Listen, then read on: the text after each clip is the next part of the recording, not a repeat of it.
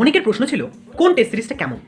আমি যতগুলো test series follow করেছি সবগুলোর মার্কস শেয়ার করবো আর বলবো কোনটা কাদের জন্য বেস্ট। তাহলে ভিডিওটা স্কিপ না করে সম্পূর্ণ দেখুন। বন্ধুরা কেমন আছো তোমরা? আশা করি সকলেই ভালো আছো। তোমাদের সকলের স্বাগত আমার YouTube channel study with Rajbir. আমি রাজীব আলম নিট 2025-এ 544 স্কোর করেছি 15,000 র্যাঙ্কের সাথে।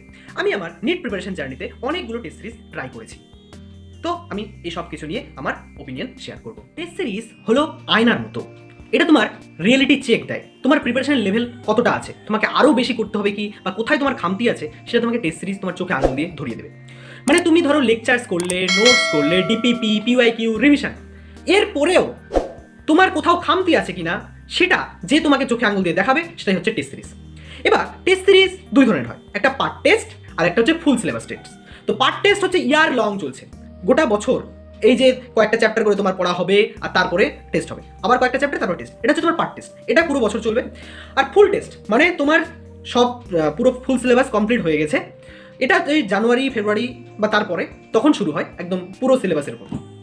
তো আমরা প্রথমত পার্ট টেস্ট নিয়ে আলোচনা করব। তো পার্ট টেস্ট পিডাব্লিউ, আকাশ, অ্যালেন কার কীরকম আছে, এদের আবার প্রতিটার অনেক অনেক টেস্ট সিরিজ আছে, কোনটা কাদের জন্য ভালো, অনলাইন না অফলাইন। তো শুরু করি। প্রথমেই আমি আকাশে অ্যাডমিশন নিয়েছিলাম। তো আকাশের যে টেস্ট সিরিজটা চলছিল সেটা হচ্ছে এফটি, ফোর্টনাইটলি টেস্ট। নামে ফোর্টনাইটলি মানে 14 দিন অন্তর হওয়ার কথা, কিন্তু হয় না। প্রথমে আমার মনে হয় 1 মাস বা 1.5 মাস এরকম অন্তর প্রথমে চলছিল, আর পরে গিয়ে ফ্রিকোয়েন্সি খুব বেড়ে যায়। প্রথমে খুব অল্প অল্প সিলেবাস আর পরে গিয়ে অনেকগুলো সিলেবাস। তো এটা একটা প্রবলেম হতে পারে, যেটা একটা ফিক্সড প্যাটার্ন ফলো করে না। এই টেস্টে আমার স্কোর ছিল, একটাই টেস্ট দিয়েছিলাম 635, আর টেস্টের লেভেল যথেষ্ট ভালো। মানে বলবো নিট 2025টাকে যদি আমি ধরি, এটা তো পুরো আনএক্সপেক্টেড, এর সাথে কোন টেস্ট সিরিজের মানে ম্যাচ করবে না যে নিট 2025-এ যেমন পেপার এসেছে সেই রকম পেপার কোন টেস্ট সিরিজ নিত, এরকম কেউ নিত না। তো এরা যেটা ফলো করেছে, যেটা কোভিড ইয়ারের পর থেকে ধর 21, 22, 23 এই বছরগুলোতে যেমন এক্সাম আসতো সেরকম লেভেলই এরা মেনটেন করতো। তো এই ছিল আকাশের এফটি টেস্ট সিরিজ। এরপরে আমি আসলাম ইয়াকিন 2.0, 2024 যে ব্যাচটা নিয়েছিলাম সে ব্যাচে আমি ইয়াকিনের যে লেকচার্স, নোটস, ডিপিপি ওখানেই করতাম, তো সঙ্গে ওই ইয়াকিনের টেস্ট। তো এই টেস্টেও যারা পিডাব্লিউ লেকচার্স ফলো করতেছে, যারা ফ্রেশার, যারা এইবারই কনসেপ্ট ক্লিয়ার করতেছে, তাদের জন্য এই টেস্টটা খুব ভালো। আর পেপারের লেভেল পিডাব্লিউ একটু ইজি মনে করা হয়, তবে ঠিকঠাক, মানে এরাও ওই ঠিক 2021, 22, 23 যেটা ফলো করেছে সেরকম, 2025-এর সঙ্গে তুলনা করলে কিন্তু চলবে না। তো ইয়াকিন 2.0 এর সাথে যে ইয়াকিন 2.0 টেস্ট সিরিজ, এরপরে এটাতে আমার স্কোর আসতো প্রায় 610, 20, 30 এরকমই একটা অ্যাভারেজ চলছিল। তারপরে আসলো এমআইপি। ওইবার প্রথমবারের জন্য এমআইপি ইন্ট্রোডিউস করা হলো, মার্কস ইমপ্রুভমেন্ট প্রোগ্রাম। তো এমআইপি প্রোগ্রামের মানেটা হচ্ছে ঠিক এরকম যে ইয়াকিন 2.0 আমরা যে টেস্ট দিচ্ছিলাম সেই ইয়াকিন 2.0 টেস্টটাই খালি অফলাইন ফর্মেটে হবে, মানে ওই একই পেপার একই সময় হবে একই দিনে, খালি ওই যে অনলাইনে যে পেপারটা দিতাম সেটাকেই প্রিন্ট আউট ফর্মে পিডাব্লিউ বিদ্যাপীঠে। তো আমি তখন কলকাতায় ছিলাম, তখন আমাদের ওখানে পিডাব্লিউ যে সেন্টার ছিল নিউটাউন বিদ্যাপীঠে এক্সামগুলো হতো। যেভাবে ইয়াকিনের শিডিউল থাকতো ইয়াকিন 2.0 সেভাবেই ওই এমআইপি টেস্ট সিরিজের শিডিউলটা থাকতো। তো ওই হিসেবেটা আমার খুবই ভালো লেগেছিল, মানে আমি যখন ফলো করছিলাম তখনটা এরকম প্যাটার্ন ছিল যে খুবই মানে রিলেভেন্ট। আর এরকম ব্যাপার ছিল যে 14 দিন অন্তর একটা শর্ট টেস্ট হবে 192 মার্কসের, তার 7 দিন পরে একটা লং টেস্ট মানে ফুল টেস্ট, সেটা হচ্ছে 720 মার্কসের, এরকম একটা ছিল। তো আমার কাছে সব পেপারগুলোই আছে, এই যে দেখো এটা হচ্ছে সেই, এখানে আমি সব পেপারগুলোই পরপর রেখেছি। মানে হয় কি যে এমনি পেপারগুলো রাখলে অনেক সময় হারিয়ে যায়, তো আমি খাতা এইভাবে একটা করে টেস্ট হয়েছে এবার আঠা দিয়ে জুড়ে রেখে দিয়েছি, আর ওই টেস্টের সাথে ওখানে কি কি ভুল হয়েছে সেগুলো ওর সাথে আমি লিখে রেখেছি যাতে আমার পরবর্তীতে রিভাইজ করতে সুবিধা। তো এরকম এটা ছিল ওইবারের জন্য। আর তারপরে এবার আমি যেটা ফলো করেছিলাম অ্যালেনের এখানে প্রায় সব টেস্ট সিরিজগুলো আছে, মানে সব পেপারগুলো প্রায় আছে। তাছাড়া আমি কিছু আকাশের ইন্টেন্সিভ টেস্ট ফলো করেছি, এগুলো আমি টেলিগ্রামে পেয়ে গেছিলাম, এখান থেকে ওগুলা পিডিএফগুলো প্রিন্ট আউট করে বের করেছিলাম। তাছাড়া অনেক টেস্ট আছে, এরকম বাড়িতে বসে অনেক টেস্ট দিয়েছি, এই এতগুলো ওএমআর বলতে পারো। তো যেহেতু পিডাব্লিউর মানে অ্যাপে স্ক্রিনশট নেওয়া যায় না, আর দেখতে গেলে ওই ইয়াকিন ওই ব্যাচগুলো তো আর নেই, সুতরাং ওই অ্যাপেরও আমি অ্যাক্সেস আর নেই ওই ব্যাচগুলো। তো আমার কাছে কিছু এগুলো আছে, মেসেজগুলো আছে যেগুলো এমআইপিতে মানে মার্কস যত আসতো সেটা মেসেজে চলে আসতো, তো সেইগুলো কিছু আমি এখানে শেয়ার করে দেবো। তো এইরকমই ছিল পিডাব্লিউ এমআইপি। তো আমি আকাশেরটা কভার করলাম, আকাশের এফটি, দেন আসলো পিডাব্লিউ ইয়াকিন ব্যাচের যে টেস্ট সিরিজ, আর ওটাকেই অফলাইন ফর্মেটে এমআইপি ব্যাচ টেস্ট সিরিজের প্রাইস ছিল এই 7,000-এর মতো, এখন কত হয়েছে আমি ঠিক জানি না, এবার এখনও চালু হয়েছে কি সেটাও আমি জানি না। তো তবে আমি যেটা বলছি এটা হচ্ছে 2023-24 এমআইপি, তখনটা খুব ভালো ছিল, কিন্তু লাস্ট ইয়ার যেটা করেছে 2025 জন্য যেটা, সেখানটা আমার মানে অতটা ভালো লাগেনি। মানে অনেক বন্ধু আমার নিয়েছিল এই, তো এরা কি করেছে, প্রথমবার যেটা ছিল ওটা ইয়াকিন 2.0 সাথে লিঙ্ক ছিল, আর এটা যে লাস্ট ইয়ার যেটা করেছে ওটা ইয়াকিন 3.0। এখানে কোনো ওরা ফিক্স সিলেবাস ফলো করেনি, কারণ ইয়াকিন 3.0 অনেক লেটে স্টার্ট হয়েছে, তো অনেক মানে টাইম 1 মাস পর পরীক্ষা হচ্ছে, ফুল সিলেবাস টেস্ট অনেক কম ছিল, এরকম অনেক প্রবলেম আমি দেখেছি। তো এবার কীরকম আছে ওটা পারচেস করার আগে ভালো মতো দেখে নিও কীরকম, আর কীরকম লেভেল, অন্যরা কীরকম যারা টেস্ট দিচ্ছে তাদের কাছেও শুনো। তো এই এমআইপি টেস্ট সিরিজ আমি ইয়ার লং দিয়েছিলাম, এমআইপি টেস্ট সিরিজের মধ্যেই পিডব্লিউ এআইটিএসটা ইনক্লুডেড ছিল। তো এমআইপিতে আমার স্কোর প্রথমে তো খুব ভালোই ছিল, 610, 20, 30, হাইয়েস্ট আমার একবার 661, এটাই আমার হাইয়েস্ট গিয়েছে। তারপরে এআইটিএস যখন স্টার্ট করলো তখন এআইটিএস এর পেপারের লেভেল আরও বেশি, মানে আরও হার্ড, তো আমার স্কোর ড্রপ করে গেল 520, 30, 40, 50 এরকম। তারপরে যখন ফুল সিলেবাস টেস্ট চালু হলো, ফুল সিলেবাস টেস্ট চালু হওয়ার ফলে মার্কস আরও ড্রপ করলো। আর এটা হ্যাঁ, এটা সবার জন্যই অ্যাপ্লিকেবল, তোমরা যেই কোনো টেস্ট সিরিজ ফলো করো না কেন, তোমরা পার্ট টেস্টে যত স্কোর পাবে, ফুল সিলেবাস টেস্ট চালু করলে হঠাৎ করে একটু স্কোরটা ড্রপ করবে, তারপরে আবার ইনক্রিজ করবে, কিন্তু এটা হয়। তো এআইটিএস আমার 520, 30 এরকম আসছিল, এবং শেষে গিয়ে 580, 90, 600, 610 এরকম অবধি পৌঁছেছিল। তো আরেকটা ছিল প্রসেস যে এমআইপি টেস্ট সিরিজটা আমাদের পিডব্লিউ বিদ্যাপীঠে এক্সামটা হতো, আর যে টেস্ট সিরিজটা এআইটিএসটা ছিল সেটা একটা অন্য একটা স্কুলে হতো, মানে ওটার টেস্ট সেন্টার আমাদের দিয়ে দিত যে ওই সেন্টারে এক্সাম হবে, কোনো একটা স্কুল ছিল ওই শিয়ালদার ওইদিকে, আমাকে প্রায় 45 মিনিটের জার্নি ছিল, তো ভালোই এরকম মানে অন্য একটা স্কুলে যাওয়ার অভিজ্ঞতাও দারুণ। তো এইভাবে এআইটিএস ছিল। তো ওখানে আরও একটা ফেসিলিটি আমাদের পিডব্লিউ দিয়েছিল যে যারা ওই টেস্ট সিরিজগুলোতে ভালো স্কোর করতো, মানে ওই এমআইপিগুলোতে যারা 600+ এরকম করতো, তো তাদের জন্য একটা আলাদা একটা গ্রুপ তৈরি করে দিয়েছিল, প্রায় 30 জন, 30-35 জনের।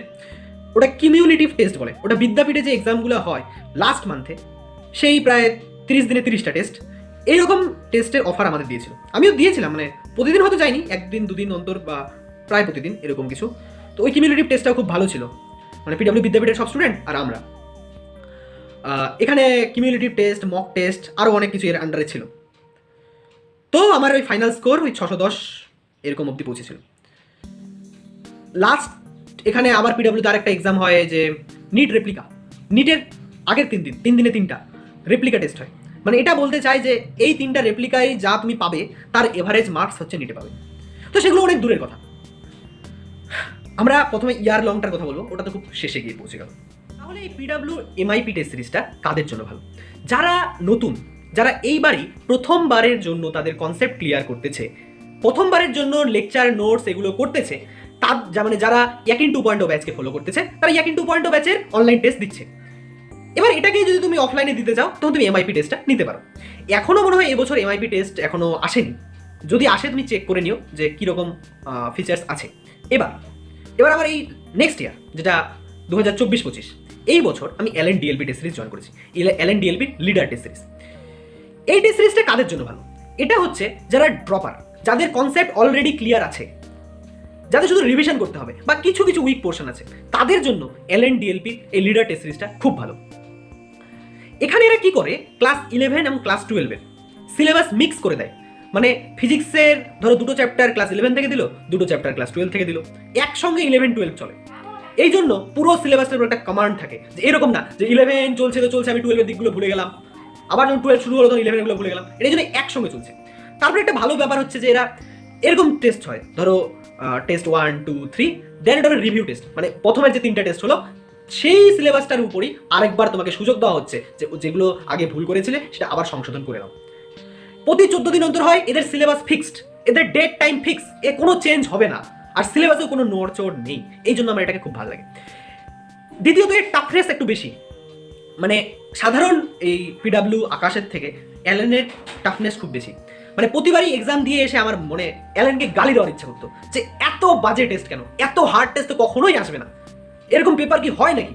তো এইরকমই এরা পেপারটা একটু টাফ বানায়, তো তোমার স্কোর কম আসতে পারে, ডিমোটিভেট হয়েও না, কারণ সবারই একই পরিস্থিতি। আমার ইনিশিয়ালি যখন আমি এর আগের বার যেহেতু একটু লেটে স্টার্ট করেছিলাম, তো প্রথম 3টা টেস্ট আমার মিস হয়ে গেছে, তো ইনিশিয়ালি আমার এলএনে আমার স্কোরগুলো আমি এখানে আপলোড করতেছি, মানে প্রথমে মানে 580, 90, তারপর 600, 610 এরকম ছিল। তারপরে যখন ফুল সিলেবাস টেস্টগুলো আসতে শুরু করলো তখন আবার স্কোর ডাউন হয়ে গেছিলো, মানে 560-70 এরকমই ঘোরাফেরা করতো। তো এই ছিল, মানে নর্মালি দেখতে গেলে এটা মনে করা হতো যে তুমি অ্যালেনের টেস্টে যত পাবে অরিজিনাল নিডে তার থেকে 50 নম্বর এক্সট্রা পাবে। কিন্তু যদিও আবার নিট 2025টা ব্যাপারটা সম্পূর্ণই আলাদা। এবারকার যে পেপার সেটা কোনো টেস্ট সিরিজকেই ফলো করেনি, কিন্তু তবুও আমি বলবো যারা অ্যালেন ডিএলপি টেস্ট সিরিজকে ফলো করেছে তারা নিশ্চয়ই লাভ পেয়েছে। কারণ এইবার টেস্টে নিট 2025 সব থেকে বেশি যেটা ম্যাটার করেছে সেটা হচ্ছে কে কত টেস্ট দিয়েছে, কে কত ধরনের টেস্টের প্র্যাকটিস করেছে। মানে ধরো কেউ পিডাব্লিউর ফলো করলো, পিডাব্লিউ এবার মানে আমি যা দেখেছি সব ইজি পেপার ছিল, মানে লাস্ট ইয়ার পিডাব্লিউ খুবই ইজি পেপার ছিল, 640, 50, 60, 70 মানে সাধারণ ব্যাপার পাওয়া হয়ে গেছিল। আমার লাস্ট 3টা পিডাব্লিউ স্কোর তো 680, 90, 95 এরকম। মানে পিডাব্লিউ এবার ভেবেছিল যে গত 3-4 বছর থেকে পেপার ইজি হচ্ছে, তো আমরা কেন টাফ করবো, ওরা যতটা ইজি করার তার থেকেও বেশি ইজি করে দিয়েছিল। আর যেই মেইনসের পেপার ইজি এসেছিল সেটাও একটা বড় ফ্যাক্টর, ওই দেখে ওরা ভাবলো যে নিটের পেপার ইজি আসবে, কিন্তু হলো সম্পূর্ণ বিপরীত। এই জন্য যারা শুধুমাত্র ইজি পেপারের প্র্যাকটিস করেছে তাদের এবার বড় সর্বনাশ হয়ে গেছে। ধরো ওর কনসেপ্ট খুব ভালো আছে কিন্তু এরকম টাফ পেপারের এক্সাম দেওয়ার কোনো অভিজ্ঞতা নেই, তো তারা একদম খুবই সর্বনাশ হয়ে গেছে। ওই জন্যই বলবো যে অ্যালেন ডিএলপি টেস্ট সিরিজ এবার আমাকে খুবই সাহায্য করেছে। স্কোর কম আসবে কিন্তু অথেন্টিক আসবে, আর একটু টাফ এর প্র্যাকটিস রাখা ভালো। প্রিপেয়ার ফর দ্য ওয়ার্স্ট, একদম খারাপ থেকে খারাপতর কন্ডিশনের জন্য প্রস্তুত হও। কেউ জানে না এর পরের বছর পেপার কিরকম আসবে, ইজিও হতে পারে, মডারেটও হতে পারে, টাফও হতে পারে। ইজি হলে কি প্রবলেম হয়, সিলি মিস্টেকের চান্সটা খুব বেড়ে যায়। যদি খুব পেপার ইজি হয় তোমার খুব সিলি মিস্টেক হবে, আর পেপার যদি খুব টাফ চলে আসে তুমি প্যানিক করে যেতে পারো। কিন্তু সেটা যদি প্রস্তুতি তুমি আগে থেকে নিয়ে থাকো যে আমি সব ধরনের পেপার দেবো, ইজি, টাফ, মডারেট সব ধরনের, এই জন্য ইয়ার লং তোমরা একটা টেস্ট সিরিজেই ফিক্স থাকো। যে ধরো যারা এবার ফ্রেশার্স তাদের জন্য পিডাব্লিউ ইয়াকিন ব্যাচের অনলাইন যে টেস্ট সিরিজটা সেটাকে তুমি এমআইপি ভার্সনে অফলাইনে দিতে পারো, যেটা এখনো মনে হয় চালু হয়নি সেটা, বা যারা ড্রপার তাদের জন্য অ্যালেন ডিএলপি বেস্ট। কিন্তু তার সঙ্গে সঙ্গে অন্যান্য ইনস্টিটিউটের টেস্টগুলো ট্রাই করে দেখতে পারো যাতে তোমার সব ধরনের অভিজ্ঞতা হয়ে থাকে। তা ইয়ার লং এভাবেই চলো। তারপরে যখন ফুল সিলেবাস টেস্ট চালু হলো তখন সেই হিসেবে আকাশের ইন্টেন্সিভ টেস্ট এটা খুবই ভালো, সব ধরনের টেস্ট সিরিজের অভিজ্ঞতা রাখো। যেমন আমি আকাশের থেকে আকাশে ইন্টেন্সিভ টেস্ট সিরিজটা হতো aim 720 CST complete syllabus test, এটাকেও আমি দিতাম। এটা টেলিগ্রাম থেকে এই পেপারগুলো আমি পেয়েছিলাম, টেলিগ্রাম থেকে এই পেপারগুলো ডাউনলোড করে ধরো প্রিন্ট করে এগুলোর এক্সাম দিয়েছি। যদিও খুব ভালো স্কোর আসতো না, এই হাইস্ট 610, 20, 30 এরকমই তো, কিন্তু এটা ভালো। এর বায়োলজি সেকশনটা খুবই ভালো করে, একদম মানে লাইনের ভেতর থেকে তুলে নেয়, মানে কেউ ভাবতে পারে না যে এই জায়গা থেকে প্রশ্ন করবে, তো সেটা এই ইন্টেন্সিভ টেস্ট সিরিজ এটা কভার করে। কারণ এবার বায়োলজিতে এনসিআরটিকে এতটা খুঁটিয়ে দেখা হয়েছে যে ওই সায়েন্টিস্টগুলো বা সামারিগুলো, তো সেটা কিন্তু খুব ভালোভাবে লক্ষ্য রাখো, তার জন্য ইন্টেন্সিভটা ভালো লেগেছে। সামারি ভিডিওর সামারি হলো, যারা পার্ট টেস্ট দিচ্ছ, পার্ট টেস্টের ক্ষেত্রে যারা ফ্রেশার্স এইবারই কনসেপ্ট ক্লিয়ার করতেছো তাদের জন্য পিডাব্লিউ ইয়াকিন 2.0 অনলাইনে যে টেস্ট সিরিজটা হচ্ছে, এবার তোমরা চাইলে অফলাইন ফরম্যাটে এমআইপি দিতে পারো। যদি তোমার ওখান থেকে বিদ্যাপীঠের ডিস্টেন্স অনেক বেশি হয় বা অন্য কোনো প্রবলেম হয়, তুমি ওটা পেপারটা প্রিন্ট আউট নিতে পারো, বাড়িতে বসে সলভ করতে পারো। এছাড়া আরেকটা আছে পিডাব্লিউ রিয়েল টেস্ট। এবার এই টেস্ট সিরিজটা যেহেতু আমি দিইনি সুতরাং আমি জানি না, কিন্তু ইয়ার লং চলে আর শুনেছি এটাও ভালো। এবার আছে ড্রপারদের জন্য, ড্রপারদের জন্য অ্যালেন ডিএলপি। এবার অ্যালেন ডিএলপিতে 3 ধরনের হয়, যে লিডার, অ্যাচিভার এন্ড মেজার। তুমি লিডার বা অ্যাচিভার যাই নাও তুমি মেজার পেয়ে যাবে। এবার হচ্ছে লিডার আর অ্যাচিভারের মধ্যে আমি লিডারটা নিতে বলবো। অ্যাচিভারটা একটু দেরিতে স্টার্ট হয় আর অ্যাচিভারটার পেপারে রিলেভেন্ট আমার তো মনে হয় না, একটু অন্য ধরনের কোয়েশ্চেন থাকে, মানে বাজে ধরনের। এবার ফুল টেস্টের কথা, ফুল সিলেবাস টেস্ট তুমি যেখান থেকেই পড়ো না কেন তুমি অ্যালেনের মেজর টেস্ট সিরিজটা অবশ্যই দিও। অ্যালেনের মেজর টেস্ট সিরিজটা 12টা টেস্ট আছে, আর এটা ওই জানুয়ারির দিকে স্টার্ট হবে। মানে তুমি পিডাব্লিউ থেকে পড়ো বা যেখানে পড়ো তোমার ওই জানুয়ারি ফেব্রুয়ারিতে তোমার সিলেবাস প্রায় কমপ্লিট হয়ে যাবে, তাহলে দিতে পারো। কারণ টাফ কোশ্চেনের প্র্যাকটিস থাকা দরকার আছে। আর এরপরে স্টার্ট হয় আকাশের ইন্টেন্সিভ, ওটা চাইলে দিতে পারো, না চাইলে না দিতে পারো। কথা হচ্ছে prepare for the worst condition, সব ধরনের পেপারের জন্য প্রস্তুত থাকো। প্রশ্ন হতে পারে যে এই টেস্ট সিরিজগুলো যে দিব এর সেফ স্কোর কত, মানে কত পেলে নিজেকে সেফ মনে করবো। দেখতে গেলে এখন না কোনো সেফ স্কোরই নেই, মানে তোমার টার্গেট থাকতে হবে যে তুমি নিজেকে ইমপ্রুভ করবে, লাস্ট টেস্টে যত পেয়েছো তার থেকে নিজেকে বেশি ইমপ্রুভ করতে হবে। কেননা টেস্টের মানে হার্ডনেস আরও বাড়ছে। এবার যে নিট 2025 এক্সাম হলো, এটার ভিত্তিতে প্রতিটা ইনস্টিটিউট নিজেদের টেস্ট পেপারে কিছু মডিফাই করার চেষ্টা করেছে, আর একটু টাফ করার চেষ্টা করেছে। আর এমন না যে ধরো 600-র উপরে, মানে আমরা যেটা মনে করতাম যে আগের বছরগুলোতে 600-র উপরে পেলে হয়ে যাবে, কিন্তু সেরকম তো কিছু না। এখন দেখা যাচ্ছে যে লাস্টে 600-র উপরে পেয়েছে, সে এবার 450 পেয়েছে, কোনো ঠিক নেই। লাস্ট এক্সামটাতে কী হবে কেউ কিছু বলতে পারে না।